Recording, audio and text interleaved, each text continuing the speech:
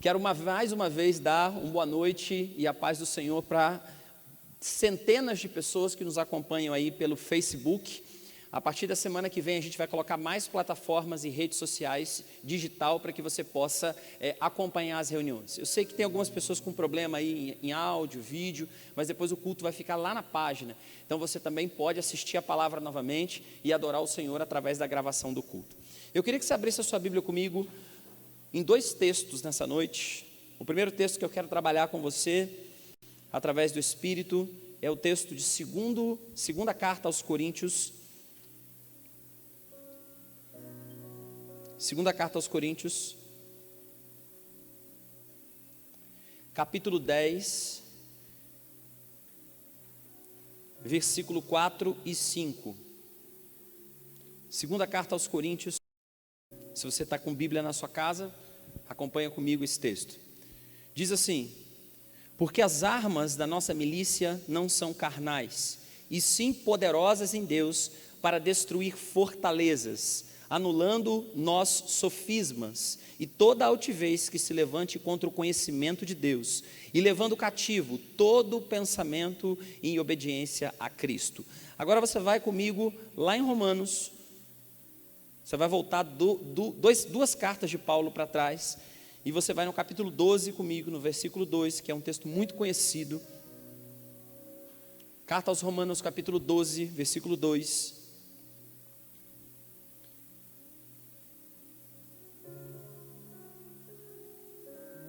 Acho que conseguiram a tradução ali, né? Diz assim: e não vos conformeis com esse século, mas transformai-vos pela renovação da vossa mente, para que experimenteis qual seja a boa, agradável e perfeita vontade de Deus. Hoje o tema que eu quero trazer para você em casa, junto com a sua família, é sofisma. Hoje eu tenho um tema sobre uma palavra que não é muito falada no nosso vocabulário do dia a dia. Muitas pessoas não têm ideia ou têm noção do que significa um sofisma. E no nosso vocabulário diário a gente não tem a cultura de falar a palavra sofisma. Mas sofisma é um termo muito usado na filosofia, na disciplina da filosofia. Quando você conversa com filósofos, se você conversar com psicólogos e com pessoas que estudam a filosofia, sociólogos e antropólogos, essa palavra sofisma é muito familiar para a gente, porque a gente aprende e fala muito isso na faculdade a respeito desse termo. Mas se você não é filósofo, não é psicólogo, não é antropólogo, não é sociólogo e não estuda essas ciências humanas, hoje eu quero trazer para você, num linguajar um pouco mais abrangente, ou num linguajar que a gente chama de senso comum, o que significa sofisma. Eu quero ler para você, segundo o dicionário Aurélio, a palavra sofisma significa argumento ou raciocínio concebido com o objetivo de produzir a ilusão da verdade, embora simule um acordo com as regras lógicas. Apresenta na realidade uma estrutura interna inconsciente, incorreta e deliberadamente enganosa. Talvez você não tenha entendido menos ainda, depois do que eu falei o que é sofisma. Mas, para tentar traduzir para você numa única frase, um único conceito, sofisma seria uma falsa verdade. Na realidade, uma mentira travestida de uma verdade. Um argumento, uma frase, uma ideia, um conceito que é uma mentira, mas que ela é travestida de uma forma real e as pessoas passam a acreditar que aquilo é uma verdade. Sofisma, querido, é um discurso ou uma ideia incorreta que aparentemente parece correto. O sofisma é uma ideia ou um conceito que é nos colocado através dos seres humanos, através das pessoas, através da comunicação, que é um discurso errado, mas aparentemente correto. E quando a gente ouve sobre sofisma, ouve os sofismas que a gente escuta, e eu já vou trazer alguns exemplos para você aqui, a aparência que dá é que aquela mentira que está sendo falada é algo verdadeiro. Então eu vou dar algumas frases que podem significar sofismas. Tá certo que vão ser uns exemplos meio toscos, mas é justamente para você tentar ter uma ideia do que seria uma verdade, uma mentira travestida de verdade. Você quer ver um sofisma? Dizem que o amor é cego, e também dizem que Deus é amor. Então, se o amor é cego e Deus é amor, logo Deus é cego. Isso é um sofisma. Quer dizer, Deus não é cego, mas as pessoas pegam uma frase, pegam um conceito, repetem esse conceito, e esse conceito passa a ser verdade, e parece que é verdade. Olha a frase de novo: se o amor é cego e Deus é amor, então logo Deus é o quê? Cego. Você quer ver uma outra frase de sofisma tosca, mas que traz à luz que uma mentira travestida de verdade? Quem não trabalha tem muito tempo o quê? Livre. E se tempo é dinheiro, quem não trabalha fica o quê? Rico. Então preste atenção nessa frase: quem não trabalha tem muito tempo livre. Se tempo é dinheiro, a pessoa logo está o quê? Rica. Tem outro sofisma que as redes sociais usam muito para a gente comer, não é verdade? Se comer vegetais emagrecesse, elefantes e hipopótamos não seriam o quê? Gordos. Essas 3 frases que eu falei para vocês, elas vão denotar um sofisma, vão trazer uma ideia de uma mentira travestida de verdade e que ao nosso cérebro engana como algo verdadeiro. Só que o sofisma, ele é facilmente derrubado quando se encontra uma premissa do segundo discurso. Quer dizer o quê? A premissa nada mais é que o raciocínio ou o estudo profundo do que aquela frase quer dizer. Premissa, na realidade, é a base, o estudo profundo do que uma frase ou do que um conceito quer dizer. Por exemplo, no exemplo do tempo, quando você raciocina de fato, tempo não é dinheiro, tempo produz dinheiro. Quando você aplica esse princípio da premissa, e aí então você começa a entender de que não é, o tempo que é o dinheiro, mas sim a qualidade ou a produção do tempo é que te causa o dinheiro. Quando você raciocina, por exemplo, o elefante ele não é gordo, na realidade a estrutura dele é feita de gorduras, e aí ele foi projetado para comer vegetais. Então não é porque ele come vegetal que ele é gordo, e nem quem não come vegetal ou come vegetal possa ser gordo. Mas apesar do sofisma ser fácil de ser derrubado, querido, se ele for produzido, preste atenção, por sofistas, ele é mais trabalhoso para ser derrubado. Pastor, agora deu um nó na minha cabeça. Fique comigo e entenda. Nós falamos sobre sofisma, que é um conceito de uma mentira travestida de verdade e que nós passamos a acreditar. E o sofismo, ele é facilmente derrubado se ele for isolado. Mas se o sofismo for produzido por um sofista, e o que é um sofista? Segundo a filosofia lá atrás, os sofistas eram filósofos na época de Cristo, ou antes um pouquinho de Cristo, que tinham um bom discurso, uma boa oratória, e através do seu discurso e da sua boa oratória, o sofista ele produzia conhecimentos enganosos para que então as pessoas pudessem cair na lábia dele. E naquela época, os sofistas, que eram os filósofos que produziam sofismas, eram os mais ouvidos e privilegiados do mundo intelectual. Na época de Jesus, na época do apóstolo Paulo, na época dos apóstolos da Bíblia, os sofistas ou os filósofos que produziam as falsas verdades ou os sofismas, eram pessoas extremamente inteligentes e extremamente prestigiadas pelo seu conhecimento científico, porque naquela época não existia a ciência moderna como nós temos hoje, mas os filósofos é que ditavam o que era certo e o que era errado, pois a filosofia era uma das poucas ciências humanas que imperavam sobre aquele tempo. Portanto, quando um sofista, que era um filósofo produtor de sofismas, ele começava a falar com o seu discurso, com a sua dialética, com aquilo que ele era bom, ele conseguia convencer as pessoas com um discurso humanista, com um discurso incorreto que aparentemente parecia correto. E Paulo, que viveu naquela época, era um dos apóstolos que mais combatia os sofistas. O apóstolo Paulo era um dos apóstolos mais inteligentes e ao mesmo tempo um dos mais críticos aos sofistas. Mais crítico a esses filósofos que produziam falsas verdades.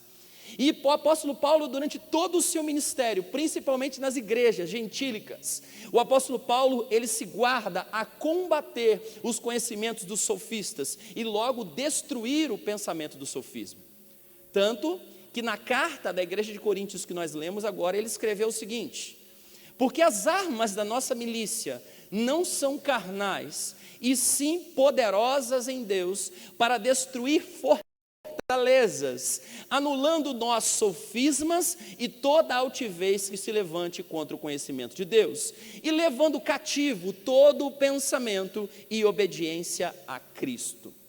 Paulo, quando escreve essa carta para a igreja de Coríntios, ele como apóstolo, como aquele que tem a responsabilidade de trazer o rudimento, a base da palavra de Deus, Paulo estava vacinando uma igreja grega, que estava acostumada a ouvir os filósofos sofistas, que estava acostumada a ouvir a teoria humanista. E aí então Paulo, nesse versículo e nessa carta, ele está vacinando a igreja contra os sofismas, contra a produção dialética e verbal desses sofistas, para que a igreja não se perdesse. E ele estava dizendo para o povo o seguinte: olha, esses sofismas, essas ideias que estão sendo implantadas na cabeça de vocês, são mentiras travestidas de verdade. Portanto, a guerra de vocês não é contra a carne nem contra o sangue, mas contra essas ideias que vão entrando nas suas cabeças, e vocês vão perdendo a essência do Evangelho. E o apóstolo Paulo também não se preocupava só com a igreja grega. Lá em Roma, na igreja de Roma, ele também vacina a igreja através da carta aos Romanos, quando ele diz o seguinte: não vos conformeis com este mundo, mas renovai-vos o vosso entendimento, para que sabeis qual é a perfeita, boa e agradável vontade de Deus. Paulo vacina a igreja de Coríntios contra os sofismas, mas também vacina a igreja de Roma contra os sofismas. Por quê? Porque esses sofistas, esses filósofos, estavam trazendo conhecimentos contrários à palavra de Deus, tanto em Roma quanto na Grécia. E Paulo, ele tinha que enfrentar o discurso religioso dos escribas, dos fariseus e dos essênios, mas também tinha que enfrentar o discurso humanistas dos filósofos sofistas. Ele tinha que enfrentar a religiosidade, e ele tinha que enfrentar o sofismo, as falsas verdades que eram implantadas na cabeça da igreja. Então, querido, deixa eu te falar, por trás de um bom sofismo, de uma falsa verdade, sempre tem um excelente sofista. Quer dizer, sempre atrás de uma mentira que parece verdade, tem sempre uma pessoa muito boa de discurso, ou algum objeto de discurso que faz convencer a mente das pessoas. Por isso Paulo vai dizer o seguinte nessa carta: que as nossas armas, elas não são carnais, mas espirituais, para destruir, olhe bem para mim, destruir as fortalezas mentais de sofismas. O que o apóstolo Paulo está dizendo é o seguinte: que atrás de todo bom sofista, que atrás de todo bom discurso de sofismos, de falsas verdades que parecem, de falsas mentiras que parecem verdades, há um grande sofista, há um grande idealizador de fazer com que as mentiras passam a ser verdades. E como é que é o nome desse grande sofista? Satanás. Eu quero dizer para você que sempre atrás de um sofismo, de uma mentira que parece uma verdade, Satanás é o especialista, é o autor, é aquele que traz um conceito na nossa mente, e através das escrituras sagradas, a Bíblia diz que ele está com dardos inflamados, jogando nas nossas vidas, para que esses dardos penetrem na nossa mente, e portanto possam trazer sofismas, mentiras travestidas de verdade. Você quer ver um exemplo bíblico disso? Lá no Éden, a primeira vez que Satanás usa um sofismo, a primeira vez que o diabo vira um sofista, alguém que propaga uma mentira travestida de verdade, em Gênesis 3, 4 e 5 diz assim: disse a mulher, é certo que não morrereis, o diabo falando para ela, porque Deus sabe que no dia em que dele comerdes, se vos abrirão os olhos, e como Deus sereis conhecedores do bem e do mal. Preste bem atenção no que eu vou te dizer. A primeira vez que Satanás tenta o homem, ele tenta através de um sofisma. O discurso do diabo é um sofisma, é um discurso aparentemente correto. Quando você analisa aquilo que ele falou, querido, ele tem razão. Se o fruto da árvore da vida trazia para Adão e Eva vida, o fruto do conhecimento do bem e do mal traria para eles o quê? Conhecimento do bem e do mal. Portanto, quando o diabo chega para ele e fala assim, olha, Deus está te enganando, na verdade ele não quer que você coma porque você vai morrer, ele não quer que você coma porque senão você vai ser conhecedor das coisas como ele é. Porque logo, olha Adão, presta atenção Adão, se você tem duas árvores no centro, uma é da vida e a outra é do conhecimento do bem e do mal, por que a árvore da vida vai te trazer vida e a árvore do conhecimento do bem e do mal vai te trazer morte? Não, se a árvore da vida traz vida, a árvore do conhecimento do bem e do mal traz conhecimento do bem e do mal. Aí Adão pensou, ele está certo.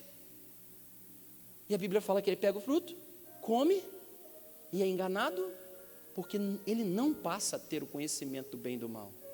A partir daquele momento se cumpre na vida dele aquilo que Deus disse, que é o quê? Morte. Olha como é que Satanás é astuto e um grande sofista. Quando ele vai tentar Jesus no deserto, preste atenção no que eu vou te dizer. Jesus é levado para a quarentena, e eu vou pregar sobre esse tema semana que vem, tá? Jesus é levado para a quarentena, e durante os 40 dias, Lucas capítulo 4, versículo 3 diz assim, durante 40 dias, sendo tentado pelo diabo, nada comeu naqueles dias, ao fim dos quais teve fome. E disse-lhe então o diabo, se és o filho de Deus, manda que essas pedras se transformem em pão. A Bíblia diz que quando Jesus estava próximo do final da sua quarentena, já finalizando aquele tempo que ele foi buscar a Deus no deserto, e a Bíblia diz que Satanás aparece para ele e fala assim, olha só Jesus, você é o filho de Deus, você está com fome, você tem direito, já está acabando o horário do seu jejum, então faz o seguinte, pega essas pedras e transforma elas em pão. O discurso do diabo, querido, esse sofisma que ele fala para Jesus, aparentemente ele tem razão, e se Jesus de verdade quisesse transformar pedra em pão, ele poderia? Sim ou não? Sim, claro que sim. Ele era poderoso, ele era o filho de Deus e ele podia. Quando o diabo, querido, tenta Jesus, ele tenta com um sofisma, com uma mentira travestida de verdade, e que Jesus poderia ter caído se ele não fosse espiritualmente equilibrado. Preste atenção, quando o diabo não é o autor do sofisma, ele é o coautor do sofisma. O sofisma é o conceito, o diabo é o autor dele, e o diabo usa pessoas para trazer esse conceito errado na sua cabeça. Quando Josué e Caleb voltavam de espiar a terra prometida, eles voltam com grandes notícias, mas a Bíblia diz que 10 espias voltam com péssimas notícias, e essas péssimas notícias são sofismas. E eles falam o seguinte, olha só, a terra é boa sim, mas lá tem gigantes, lá tem pessoas grandes, lá vai ser difícil de conquistar, lá vai ser difícil de um monte de coisa, e esse sofisma, querido, atrapalha o processo do povo de Israel de conquistar a terra prometida no tempo que Deus tinha estabelecido para eles. Agora, querido, o que isso tem a ver com a sua vida? Preste atenção, posso te ensinar uma coisa nessa noite? O diabo não será ele o espalhador de sofismas, ele vai usar pessoas do seu convívio para tentar te convencer mentiras que parecem verdades óbvias. Satanás vai usar gente, preste atenção, para fazer com que você acredite que existem mentiras que na realidade elas são verdades. E você quer ver uma coisa que acontece no dia a dia do casamento, por exemplo? Você vai ver uma coisa muito interessante. Se uma pessoa tem um problema no relacionamento, no casamento, o diabo sempre põe um sofista, alguém com uma ideia brilhante, e pode ser o seu amigo que trabalha com você, pode ser a pessoa que trabalha lá na empresa, sei lá, a pessoa que você vai encontrar na rua, o seu amigo de infância, e Satanás vai usar esse sofista, e ele vai dizer para você uma falsa verdade que aparentemente é verdade. Ele vai dizer para você o seguinte, olha meu amigo, minha amiga, você está com problema no seu casamento, está com dificuldade, você está lá, você está cheio de problemas, você só me conta que a sua mulher é uma peste, ou que o seu marido é um endemoniado. Olha só, você é uma pessoa bacana, você é um cara trabalhador, você é uma mulher honesta. Deixa eu falar uma coisa para você, esse marido não te merece, essa esposa não te merece. Olha como é que você é uma pessoa tão correta, casado com uma pessoa tão difícil. E quando você para analisar o discurso dessa pessoa, aparentemente tem coerência. O marido está tentando de tudo para ter um bom casamento. e a mulher é uma peste. A mulher está tentando fazer de tudo para ter um bom casamento e o marido é uma peste. Quando o diabo usa uma pessoa assim, aparentemente aquilo parece verdade, mas na realidade é uma mentira travestida de verdade. Você quer ver uma coisa muito interessante? Um dos conceitos que a filosofia coloca dos sofistas são os políticos. Por quê? Porque muitos políticos falam mentiras travestidas de verdade. Você quer ver uma coisa? Os políticos, eles são bons sofistas. Eles falam frases de impacto, eles colocam ideais, eles colocam ideias para as pessoas e as pessoas compram essa ideia. Você quer ver uma coisa? O nosso presidente Bolsonaro, eu tenho muitos elogios ao governo dele, mas também tem algumas críticas. Ele lançou um sofisma para a igreja e os evangélicos acreditaram de que bandido bom é bandido o quê? Morto. E eu vi muitos evangélicos na campanha do Bolsonaro fazendo esse gesto aqui, ó. E com orgulho no peito, como se estivesse carregando uma R15 e dizendo com esse discurso de que de bandido bom é bandido morto. E se você parar para pensar, esse discurso ele parece coerente. Por que ele parece coerente? Porque ele parece algo real, porque realmente bandido bom é bandido morto. Mas só, querido, que esse não é o conceito bíblico e a gente passa achando que é verdade. Você quer ver uma outra coisa?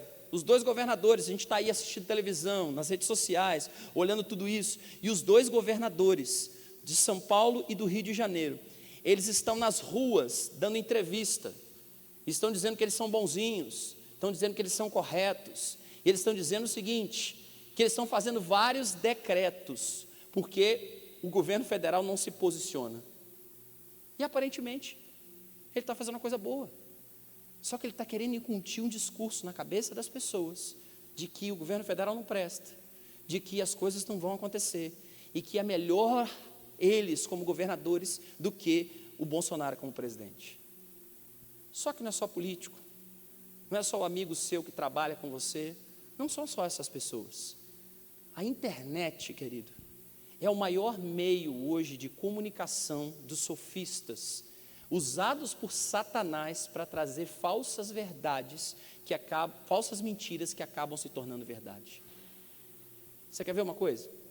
Você saiu do culto domingo, e quando você saiu do culto domingo, você saiu daqui crendo naquela palavra, você saiu daqui respirando aquela palavra, você saiu daqui motivado com aquela palavra, você saiu daqui crendo que 1000 cairiam ao teu lado, 10.000 ao seu direito, e você não seria atingido. Você saiu daqui crendo naquela palavra que foi liberada por Deus para proteger você da peste perniciosa. Você saiu daqui vibrante no culto da semana passada, crendo que Deus ia te abençoar, queria te aguardar. Só que olha para mim, durante essa semana, você foi tão bombardeado de sofismas, de notícias de rede social, de notícias de televisão, que colocaram você onde o coronavírus estava matando, que a cada dia crescia mais o número de mortos, que a cada dia crescia mais o número de infectados, e você mesmo vivendo a palavra de Deus da semana passada, você deixou que esses sofismas entrassem na sua cabeça, e muitos, preste atenção, estão com pânico de morrer, estão com pânico de ficar pobre, de que as suas empresas vão quebrar, de que vai passar fome dentro de casa, mesmo depois que você recebeu uma palavra de Deus no domingo, você ouviu essas pessoas, ouviu o discurso na internet, ouviu a televisão, e de tanta informação de sofisma na sua cabeça, o medo entrou dentro do seu coração. Olha para mim, querido, no início da semana, o discurso para as igrejas, para os auditórios, sabe qual que era? Vamos evitar aglomeração de pessoas. Esse era o discurso da semana passada. Mas o discurso agora das pessoas, você sabe qual que é? Todos permaneçam nas suas casas. Todos devem permanecer dentro de casa. Aparentemente, isso tem coerência nesse discurso. E o povo, querido, está morrendo. O número de casos está aumentando. E então se colocou como o isolamento a melhor opção para que as pessoas possam ficar. Lembra que eu falei que o sofisma, ele é derrubado pela premissa, que é a base de raciocínio de um discurso? Lembra que eu falei para você que quando você quer derrubar um discurso de Satanás, uma verdade travestida de mentira, uma mentira travestida de verdade, perdão, Quando você olha uma situação dessa, um discurso desse, e a melhor forma para você desabar esse discurso, destruir esse discurso, é através de entender a premissa dele, quer dizer, a base dele. E quando você vai para as Escrituras, você vai ver que Jesus, ele derrubou o diabo pela premissa. Por que ele derrubou pela premissa? Ele derrubou pela base. Ele vira e coloca a sua base e o seu propósito diante dele. E quando Satanás fala assim: Jesus, tu és filho de Deus e você pode transformar essa pedra em pão. E Jesus vem com a premissa, com a base, e ele responde o seguinte: nem só de pão viverá o homem, mas sim da palavra que sai da boca de Deus. A Bíblia fala que quando Jesus olha, ele destrói o discurso de Satanás, ele destrói o discurso do diabo através de uma premissa, através de um conceito bíblico, através de um texto bíblico. Satanás tenta trazer à luz para ele uma mentira, e Jesus vem com um texto bíblico e derruba esse sofisma. Jesus está falando para Satanás o seguinte, ele está citando, a base da crença dele é a Bíblia, e o propósito que ele fez como homem de Deus era o jejum. Jesus estava dizendo o seguinte: realmente eu posso transformar pedra em pão, mas a minha base, que é a palavra de Deus, e o meu propósito é obedecê-la e vivê-la em fé. Se o povo tivesse escutado Josué e Caleb, o discurso dele tinha a base da Bíblia. Quando Josué e Caleb saíram para fora e eles começaram a dar boas notícias, se aquele povo não tivesse escutado os sofistas, que eram os restos dos espias, mas tivesse escutado a base, a premissa daqueles dois homens, Josué e Caleb, o povo tinha tido coragem para entrar na terra prometida, e aí a segunda geração já estaria lá dentro, ao invés da primeira geração ter ficado lá fora. Preste atenção, meu irmão, quando alguém vem com um sofisma no seu casamento, no seu relacionamento, ele fala uma coisa para você que parece verdade. De fato, realmente, aparentemente, a pessoa que você está não te merece, e não te merece mesmo. Mas a Bíblia diz que é a sua base de fé, que é aquilo que você acredita, que é onde os seus pensamentos estão cativos, igual o apóstolo Paulo falou. A sua Bíblia diz que mesmo que o seu marido não te mereça, a Bíblia diz que a mulher santifica o marido. Eu quero dizer que você merece ele sim, porque pelo princípio bíblico, quem gera o seu cônjuge é você, quem gera a esposa é o marido, e quem gera o marido é a esposa. E portanto você não pode deixar que sofismas, ideias erradas arrebentem o seu casamento, destruam o seu casamento. Mas quando Satanás for apresentar um sofisma, você pega a palavra, assim como Jesus fez, e traz a luz, traz a premissa, a sua base, e destrói o discurso do diabo que está tentando destruir o seu casamento. Deixa eu falar uma coisa, nós estamos nesse momento no Brasil e no mundo, mas eu vou falar de Brasil, que é a minha nação. Nós estamos no maior ataque do inferno já visto pela igreja em todos os tempos. É o maior ataque de todos os tempos. Deixa eu falar algo para você, querido. As previsões dos sofistas, daqueles que estão trazendo as más notícias, olhe bem para mim. Sabe qual é a previsão deles? Que a gente só vai voltar a trabalhar em maio e junho. Os sofistas estão indo para as redes sociais, para o Ministério da Saúde, por tudo quanto é tipo de televisão, por tudo quanto é tipo de meio de comunicação. E as previsões dos sofistas, sabe qual que é? Você vai perder o seu emprego, você vai perder a sua empresa. Os sofistas estão dizendo que a economia do Brasil vai quebrar. Os sofistas estão dizendo que a doença vai durar até junho. Os sofistas estão dizendo que você precisa a todo tempo se monitorar. Eu conheci uma pessoa essa semana que estava andando com um termômetro debaixo do braço, e a cada 10, 15 minutos a pessoa colocava o termômetro para saber quantos graus na temperatura do corpo ela estava. Eu conheci pessoas que estão tomando banho de álcool gel e estão achando que através desse álcool vão ser protegidas, porque as notícias, os sofismos, as ideias que são antibíblicas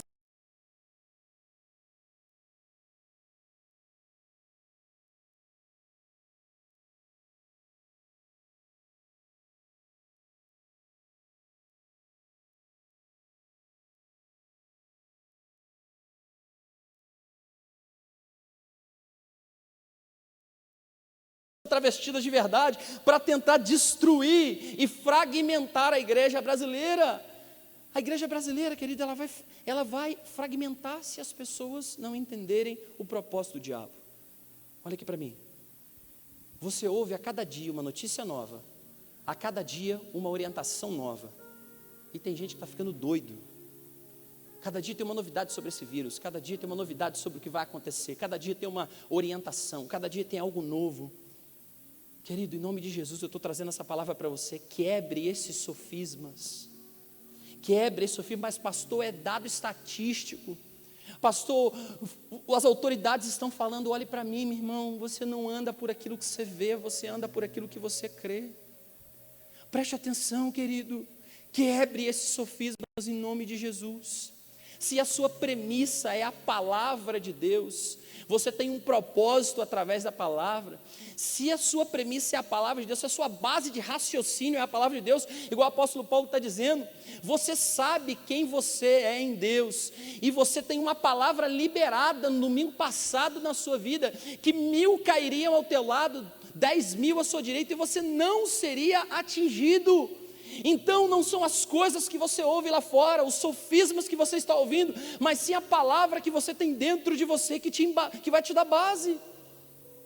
Então deixa eu te dar um conselho nessa noite, você que está me ouvindo pelas redes sociais. Tem muita gente aí me ouvindo, muita gente. Já estamos com quase 300 pessoas aqui, então deixa eu te falar. Primeira coisa e o primeiro conselho que eu quero te dar nessa noite, olhe para mim. Para de se alimentar de lixo, de sofisma. Desliga essa porcariada que você está vendo. Desliga. Ah, pastor, mas eu preciso da internet, porque a internet ela é importante, eu preciso do noticiário que é importante, sim. Mas se você tiver que ligar e ver porcaria, vê uma vez por dia, olha as notícias que está acontecendo e depois desliga. Porque quanto mais sofisma você ouvir, mais informação você ouvir, mais perdido você vai ficar. Deixa eu te falar, sai da internet e entra na Bíblia, porque a Bíblia é sua premissa. A Bíblia é o que você crê. A Bíblia é a sua sustentação de fé. A Bíblia é o que te orienta. Preste atenção. Desliga o telejornal e começa a ler a Bíblia. Não está disponível para vocês os canais na televisão, não. Está disponível lá 66 livros que você pode se meditar nele e buscar a palavra. Você sabe por quê, querido? Porque o diabo no Éden usou a serpente. Só que hoje as pessoas usam os meios de comunicação para enfiar em verdades na sua cabeça. Para de comparar o Brasil com a Itália. Deus tem uma forma de tratar a Itália, Deus tem uma forma de tratar a Coreia, Deus tem uma forma de tratar o Brasil, Deus tem uma forma de tratar o Paraguai, Deus tem uma forma de tratar os Estados Unidos, porque há um propósito para essas nações de aprendizado, de quebrantamento, de humilhação, de se colocar diante de Deus e se santificar. Então é um propósito para cada nação. Não compare o Brasil com nenhuma outra nação. Deus tem um propósito para essa nação, inclusive de bênção, inclusive de sofrimento. Preste atenção, meu irmão, derruba esses sofismas. Não acredite no que eles dizem. Pode ser coerente, mas é um medo travestido do politicamente correto. Pastor, eu estou vendo os dados, sim, mas você tem que ver aquilo que está no mundo espiritual, aquilo que você vai profetizar, aquilo que você vai declarar sobre o Brasil, sobre a sua casa, sobre a sua cidade. Declare, nós em Resende a gente não tem nenhum caso ainda, então declare que nós não teremos nenhum caso. Profetize e não fique apreensivo com um sofisma de que qualquer hora alguém vai se contaminar da sua família ou você mesmo. Querido, o apóstolo Paulo nesse texto ele está ensinando: não vos amoldeis com este mundo. Você sabe o que ele está ensinando? Que o mundo inteiro pode estar pensando de um jeito, mas o crente tem que pensar de outro. O mundo inteiro pode estar pensando que vai morrer, que vai acontecer uma catástrofe, que as coisas vão ser destruídas, que vai acabar o mundo, que vai ser uma... Mas você que é crente, você não se amolda com o pensamento do mundo. Mas o texto diz, você renova o seu entendimento, para que você entenda qual é a perfeita e boa, agradável vontade de Deus nesse momento. Você sabe como é que é? Como é que Jesus pensaria e agiria nesse momento agora? Se Jesus estivesse na terra aqui agora, no meio do caos, no meio dos problemas, no meio de uma gripe, de uma destruição em massa, de um vírus que está atacando diversas pessoas e matando muita gente. Deixa eu perguntar para você, diante dessa situação, nesse momento, como é que Jesus pensaria? Pastor, mas o Ministério da Saúde está pensando de jeito. Não, você não pensa como o Ministério da Saúde. Você pensa através da primícia, que é a base, a palavra de Deus.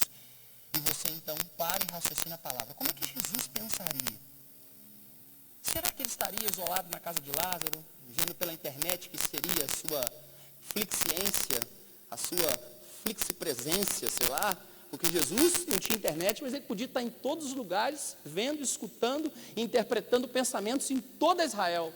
Será que Jesus estaria dentro da casa de Lázaro, dentro da casa de Pedro, com a sogra de Pedro, olhando as notícias pela sua flixiência, pela sua onisciência, pela sua onipotência, por as conexões que ele tem no mundo espiritual? Não, querido.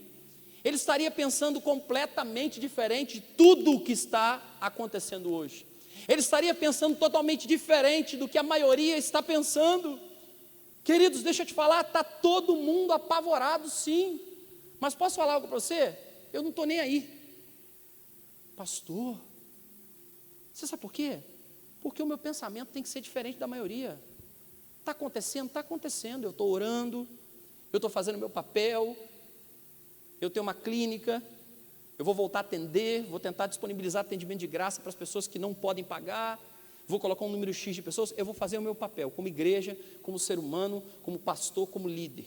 Mas posso falar, não estou preocupado com o que vai acontecer, ou com o que vai deixar de acontecer, porque eu tenho um destino na mão do Senhor, e eu não implantei um vírus na China, eu não implantei ele na minha cidade, eu simplesmente estou aqui para cumprir a vontade de Deus na minha vida.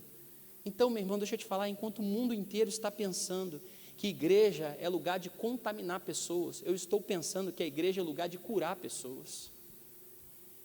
Todo mundo está dizendo, esvaziem-se os templos. E hoje o ministro da Saúde falou, e outras pessoas falaram, olha, não é para esvaziar, não é para proibir a igreja de estar aberta, a igreja é refúgio. Inclusive o Ministério da Saúde está falando isso, mas a cabeça das pessoas está tão um sofisma, aonde a igreja passou a ser menos importante, onde a igreja é menos importante que um supermercado, ela é menos importante que uma farmácia, ela foi comparada a aglomerações de pessoas como teatro, como partida de futebol, como cinema, e perdeu o valor, querido, perdeu quem ela é no mundo espiritual e no mundo físico aqui na terra. Por isso, querido, que para mim igreja é lugar de cura, não é lugar de contaminação.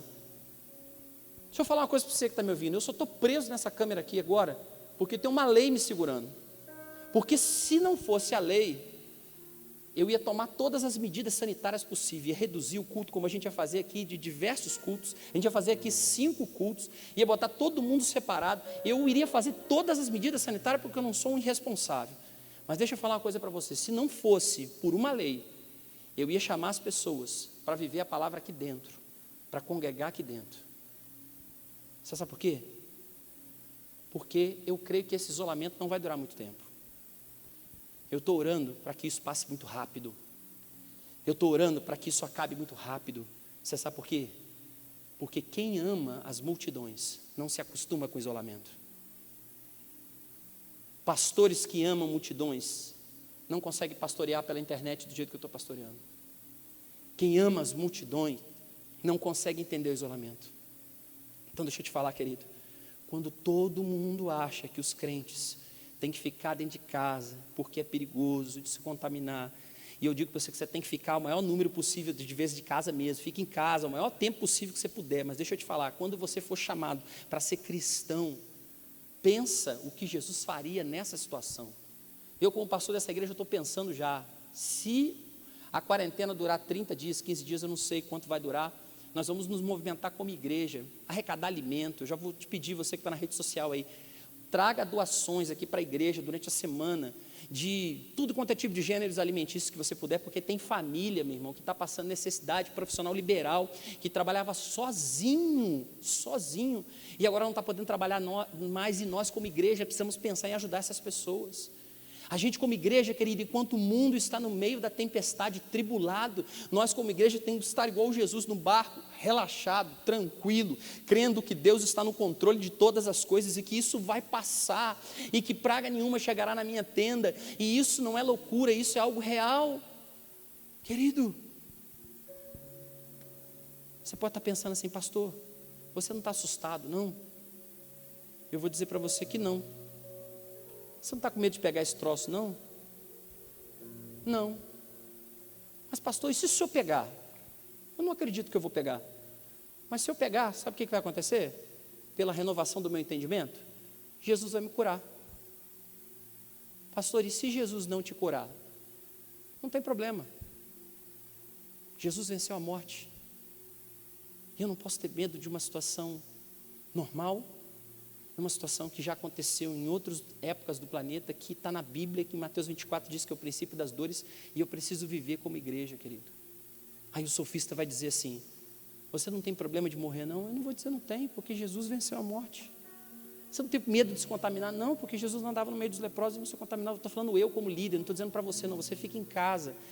Siga todas as orientações do Ministério da Saúde, siga todas as orientações do poder público, siga todas as orientações, mas nós, como povo de Deus, pelo menos no mínimo, temos que pensar diferente da maioria, enquanto o mundo está pensando de formas de um sofisma, onde há um pavor, onde há um pânico, onde há um colapso total das pessoas, na mente das pessoas. Tem gente com síndrome do pânico, tem gente depressivo, tem gente que vai ficar de quarentena, em depressão dentro de casa porque está com medo. Hoje eu coloquei no meu WhatsApp, olha, coloca pedidos de oração. Eu coloquei lá no meu WhatsApp, não, no meu Instagram. Você precisa ver, choveu de gente. Pastor, ora por mim que eu estou ansioso, ora por mim que eu estou com medo, ora por mim porque eu estou depressivo. E esse é o meu papel como igreja, é dizer que maior é o que está em mim do que o que está no mundo, é maior o que está em mim do que o que está no vírus, é maior o que está em mim do que está acontecendo lá fora. E esse é o nosso papel.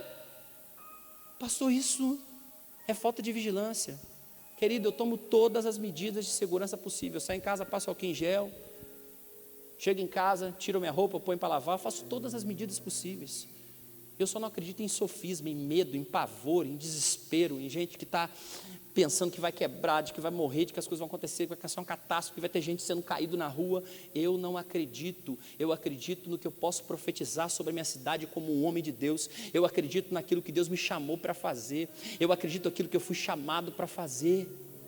E a minha base, a base do meu pensamento, o meu rudimento, a minha premissa, algo que eu realmente acredito para destruir os sofismas de Satanás, a base que eu raciocino para destruir qualquer pensamento altivo do diabo que possa me trazer medo, ou trazer medo para você e na sua casa. Eu quero te dizer que a nossa base está em Romanos 2, nós não podemos nos conformar com o que o mundo está pensando, nós não podemos nos conformar com o que as pessoas estão pensando. O texto diz, nós não devemos nos amoldar, se parecer, pensar do jeito que todo mundo está pensando, mas o texto está dizendo de que eu e você precisamos saber, entender qual é a boa, perfeita e agradável vontade de Deus nesse momento que estamos vivendo. Qual é? O que Jesus faria? Qual a palavra de Deus para o Brasil? Qual é a palavra de Deus para Resende? Qual é a palavra de Deus para a nossa nação? Qual é? Eu não quero me conformar com esse mundo, mas eu quero transformar esse mundo através do meu entendimento. Eu creio que hoje essa palavra vai transformar o seu entendimento. Não deixe que o diabo te ponha sofismas de medo, de depressão, de ansiedade. Você não vai morrer. Quem tem promessa não morre.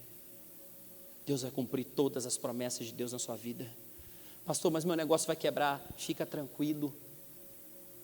Se uma porta fechar aqui, Deus abre outra ali. Não se preocupe. Está aí na tela da internet, meu WhatsApp vai ficar 24 horas disponível para você. Você pode me chamar a hora que você quiser. Assim como os médicos vão para os hospitais e dão as vidas por aquelas pessoas, os enfermeiros, todos os profissionais de saúde que estão lá agora dando a vida por aquelas pessoas. Deixa eu dizer algo para você. Quando eu falei sim para o meu ministério, não foi para ficar atrás de uma câmera, pastoreando as pessoas daqui. Mas eu quero te dizer que eu vou estar pregando nos cultos online, mas eu vou estar disponível para orar por você, para abençoar a sua vida. Se for possível, eu vou no hospital orar por você. Se for possível, eu vou na sua casa orar por você. Se for possível, eu vou impor as minhas mãos para orar sobre você, porque é isso que eu acredito.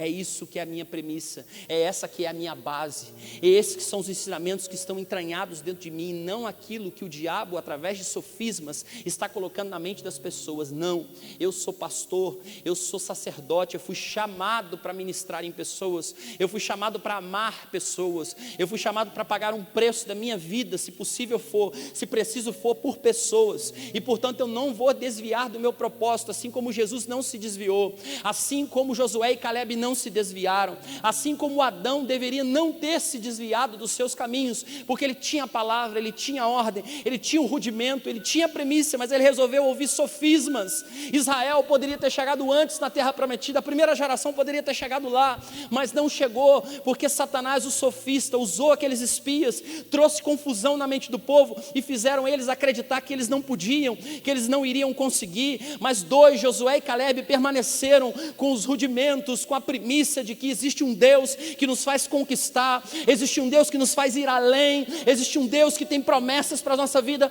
e sobre essa palavra eles entraram, eles colocaram os pés na terra prometida, e ali então eles iniciaram o processo de conquista. Todos morreram, apenas Josué e Caleb, que tinham a palavra viva no coração, e aí então eles entraram na terra prometida. Deixa eu dizer algo para você, muitas pessoas podem ser prejudicadas nesse tempo, mas eu quero liberar uma palavra profética sobre a sua vida. Você não será prejudicado, porque dentro de você vive a palavra, dentro de você não vive sofismas, dentro de você não existem falsas verdades, dentro de você não acredita nessas coisas, você crê e vive a palavra do eterno Deus. Você vai passar por tudo isso dando glória a Deus, e hoje eu quero orar por você, para que Deus destrua todos os sofismas que estão na sua cabeça, conforme o texto que nós lemos aqui, segunda carta aos Coríntios, vou ler de novo para você, capítulo 10, diz assim: porque as nossas armas, as armas desse culto, as nossas milícias, a nossa guerra, ela não é carnal, não é contra o vírus, mas é contra o espírito que está por trás disso, porque se a gente destrói o espírito, a gente destrói o vírus, para destruir as fortalezas e anulando os sofismas que estão na nossa cabeça, e toda altivez que se levante contra o conhecimento de Deus, que é a palavra. E o apóstolo Paulo está dizendo que todo o nosso entendimento, todo o nosso pensamento deve estar levado cativo em obediência a Deus. E em Romanos 12:2 ele vai dizer: não vos amodeis com esse mundo, mas sabeis qual é a boa, perfeita e agradável vontade de Deus. A boa e perfeita e agradável de Deus para a casa de paternidade. O pensamento que vai estar cativo diante do Senhor para nós é: esse tempo vai passar, e você vai passar por ele ileso. 1000 cairão ao teu lado, 10.000 à sua direita, e você não vai ser atingido. O sangue de Jesus está sobre os umbrais da sua porta. Sua família vai ser guardada, os seus negócios serão guardados, a sua vida será guardada. E eu declaro essa palavra sobre a sua vida nessa noite, sobre todos que estão assistindo nas redes sociais, sobre a cidade de Resende. Como sacerdote nessa cidade, eu declaro que o Senhor vai proteger a nossa cidade, o Senhor vai proteger Porto Real, onde tem a casa de paternidade, o Senhor vai proteger Taubaté, o Senhor vai proteger Itatiaia, o Senhor vai proteger o Brasil, e é sobre essa palavra que nós vamos andar e declarar. Nós não vivemos por aquilo que enxergamos, mas nós vivemos por aquilo que cremos. A palavra de Deus, ela pode ser invisível, Deus pode ser invisível, mas Ele é real na minha e na sua vida. Nós temos experiências sobrenaturais com Deus tremenda, que nos embasa para enfrentar desafios. Ainda que eu ande pelo vale da sombra da morte, não temerei mal algum, porque o Senhor, Ele está comigo. A tua vara e o teu cajado me consolam. Coloca-se diante de mim, na presença dos meus inimigos, uma mesa, unge a minha cabeça com óleo, e o meu cálice transborda, pois as misericórdias do Senhor me alcançarão todos os dias nessa terra. Eu quero te dizer que as misericórdias do Senhor se renovam na sua vida, 24 horas por dia, Ele te protege. Então arranca o medo, arranca o pânico, arranca o pavor, arranca as palavras sofísticas que entraram na sua cabeça, os sofismas que estão aí dentro, e eu destruo ele pelo poder da palavra de Deus, pela primícia, pela regra de que nós cremos. A palavra de Deus diz quem você é, a forma que você se comporta, a forma que você age, a forma que você profetiza e a forma que você declara. Eu quero orar por você. Coloca a mão na sua cabeça, agora onde você estiver, Coloca a mão sobre a sua cabeça. Fecha os teus olhos. Coloca a mão sobre a sua cabeça. Eu quero orar por você. Se você estiver perto da sua família, coloca a mão sobre a cabeça dos seus filhos.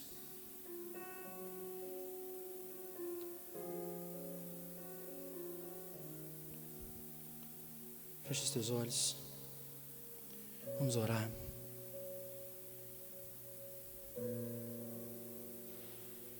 Pai, em nome de Jesus, eu louvo a Ti porque existe o sinal da internet para que essa voz chegue dentro das casas. Eu quero agora, Senhor, que a minha voz, em nome de Jesus, entre, ecoe em todos os 4 cantos dessa cidade, e todos que estão nos assistindo em todos os lugares. Eu repreendo agora o sofisma do medo. Eu repreendo agora o sofisma do pânico. Eu repreendo agora o sofisma, as crenças mentirosas do diabo, de que pessoas vão quebrar, de que casamentos vão ser destruídos, de que negócios vão acabar, de que igrejas vão acabar. Eu repreendo agora em nome de Jesus. Deus, traz o entendimento, Deus, para a igreja, traz o entendimento para a cidade, traz o entendimento para os governantes, Deus. Em nome de Jesus, Deus, nós não temos medo, Deus, nós somos corajosos, Fecha os teus olhos.